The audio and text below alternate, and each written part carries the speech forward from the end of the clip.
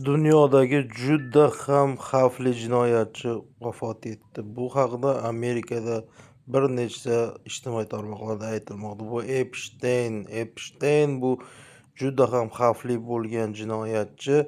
U qamoqxonada o'ldirilgan yoki o'lgan. U bevosita islomiy dunyoga ham ahamiyati bo'lgan inson ekan.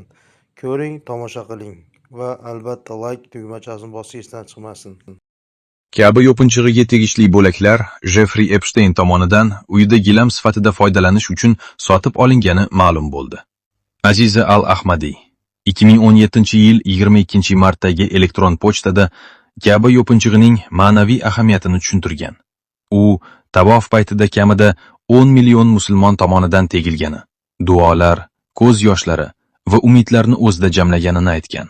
Cargo LSJE LLC orqali Epsteinning St. Thomasdagi uyiga yetkazilgan. Yetkazib berishni Daphne Wallace muvofiqlashtirgan. Saudiya tomonidagi ishlarga Abdulloh Al-Mari javob bergan.